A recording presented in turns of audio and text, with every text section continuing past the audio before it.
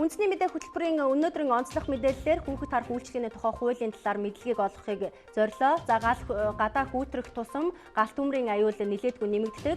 Хүүтэн сэрүүний уйлрал хүүхдүүдэд хамгийн халтай байдаг юм а. Тэр дундаа харж хандхунгүй гэрээ сахиж үлдсэн бага насны хүүхдүүд гал түлэгдэж бэртэж гэмтэж амнасаа алддаг харамсалтай тохиолдол бол бүртгэгдсээр байгаа. 2015 он гэхэд улсын хэмжээнд галт төмрийн улмаас 50 хүн амнасаа алдсны 15 бага насны хүүхэд байгаа гэсэн харамсалтай мэдээлэл байна. Хүүхдүүд галт төмрөөс гадна халуун хоол зай буцалсан улс зэрэгт голчлон түлэгдэж байна. За түлэгдсэн хүүхдүүдийн 84.2% нь гэртээ байхдаа түлэгдсэн байна. 2015 оны байдлаар 2-5 насны нийт 266 мянган хүүхэд байгаагаас 3 хүүхэд тутмын нэг нь цэцэрлэгт хамрагдаагүй гэсэн мэдээллийг бол албаны хүмүүс өгч байгаа юм а. Ирээдүйд бас энэ хүүхдүүд маань галт өртөөд насараад байгаад бид нар бас аюул туйлын харамсалтай байгаад байдаг. За энд бол 4-өөс 12 насны хүүхдүүд өртсөн байж байгаа. Харамсалтайгаар өртсөн. Одоо тэгээд дийлэнх нь шүн буюу үүрээр ингэж одоо дандаа гэртээ шатаж нас орсон байж байгаа. 3 хүүхэд нь болохоор одоо тэр эцэг эхчүүд нь ажилдаа явцсан байсан. Шөнийн ээлжтэй ажилдаа явцсан байсан. Тэгээд үлдсэн. Нөгөө нэг нь болохоор гэр бүлийнхэнтэйгээ хамт байсан. Тэр гэр бүлийн одоо аав ээж одоо тэндээс усууд бүгд гарцсан түлэгдээд одоо гэмтлийн эмнэлэгтэр хэмжлүүлж байгаа. Тэр хүүхэд нь бол хүүхдээ гаргаж авч чадаагүй юм. Хүүхэд харах үйлчилгээний тухай хуулийг улсын их хурлаас эмэгтэй гишүүд бол санаачлан 2015 оны 7 дугаар сарын 2-ны өдөр батлан гаргасан. Хууль шинэ оны эхний өдрөөс буюу 2016 оны 1 дугаар сарын 1-ний өдрөөс хэрэгжиж эхэлсэн. Энэ хуулийг улсын их хурлын эмэгтэй гишүүд санаачлан гаргасан нь эцэг эхчүүдийн дунд нэлээдгүй сайшаалыг хүртэж байгаа. Хүүхэд харах үйлчилгээний тухай хууль нь 2 наснаас ерөнхий боловсролын сургуульд элсэх хүртэл насны хүүхдүүдийг хамааруулах юм. За 8 бүлэг 17 зүйл 37 хэсэг 43 заалттай эцэг эхчүүд та бүхэн хуулийн заалтаа танилцахыг хүсвэл Legal Info-цэг имэйл сайтад хандах боломжтой. За тэгвэл хүүхэд харах үйлчилгээг эрхлэх хүсэлтэд 3000 гаруй иргэд гаргасан байгаа. Энэ нь 5000 гаруй ажлын байрыг бий болгосон гэсэн сайхан таатай мэдээлэл байгаа. Урьдчилан тооцоо гарсан байна. За 3000 иргэний хүсэлтийн цаана 15000 хүүхдийн эрх ашиг, эцэг эхчүүдийн эрх ашиг бол хөндөгдөж байгаа. Хүүхэд харагч нь бүрэн дунд болон түүнээс дээш боловсралтай хүүхэд харах үйлчилгээний тусгай сургалтанд хамрагдсан гэрчлэгээ авсан ийм хүмүүс байх ёстой. За мөн бага насны хүүхдтэй харилцах арга зүй эзэмссэн. За халдварт болон сэтгцийн өвчнгүй эрүүл за гэмт хэрэгт холбогдож байгаагүй гэсэн иймэрхүү заалтуудыг бол оруулсан байгаа. 18-аас 65 насны Монгол улсын иргэн байх гэсэн хэмээн хуульчилсан. За сэтгцийн ямар нэгэн өвчнгүй хэмээн тодтогч байгаагийн учир нь өнгөрсөн оны сүүлчээр хүүхдийн эрхэнд ноцтойгоор халдсан хэрэгүүд бол араараасаа гарсан. Жишээлбэл 10 сартай хүүхдийг зэрлэгээр зодож байгаа тоогооч багшийн хэрэг юм а. Энэ тоогооч багштай холбоотой мэдээллийг дүрсээр та бүхэнд хүргье.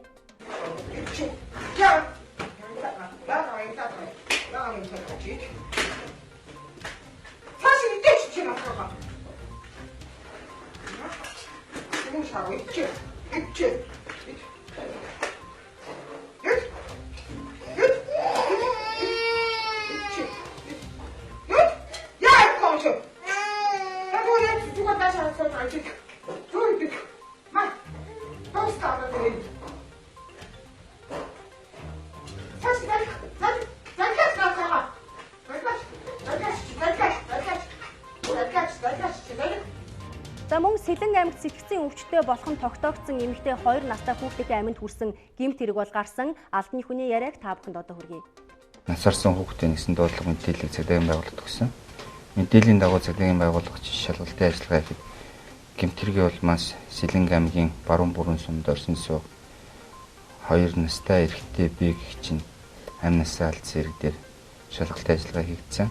Тухайн гэмт хэргийг түүний төрсөн ээж болох 36 настай эмэгтэй дээгч нь охироосон болохыг тогтоож одоо мөрдөн бодис ажиллагаа Сэлэн аймгийн цагдаагийн газар хийгдээ явагдав. Хүүхд эрхийн хамгаалалт тухай хууль маань өнөөдөр одоо хэрэгжиж байгаа хууль маань бол яг өнөөгийн одоо гарч байгаа гэмт хэрэг хүүхдэд тушруулж байгаа эрсдлүүд, хүчирхийллийн хэлбэрүүдэд бол ямар нэгэн байдлаар одоо хууль маань жоо дүүцэх болоод байгаа шүү. Тийм учраас Хүүхдийн үндэсний газар ялангуяа хүн амжилтын мангуулын яамнаас ажлаас гараад 2 хоёлыг өргөн барьсан байгаа. Тэрний нэг шинэ хууль маань хүүхд хамгаалалтын тухай хууль байгаа. За хүүхдийн амь насанд халтай гэмт хэрэг зөрчил гарсаар байгаа энэ үед хүүхэд харах үйлчилгээ гэсэн нүдэ олсон хууль бол батлагдсан хийн хүнд бол үнэхээр таатай мэдээлэл болсон. За энэ мэд ноцтой зөрчил дутагдлыг илрүүлэх хамгийн найдвартай хэрэгсэл нь бол яах аргагүй хүүхэд харах үйлчилгээтэй холбоотой хяналтын камер байгаа. За хяналтын камерыг бол хүүхэд харах үйлчилгээг эрхэлж байгаа байр савнд бол байрлуулах шаардлагатай гэдгийг бол албаны хүмүүс хэлж байна.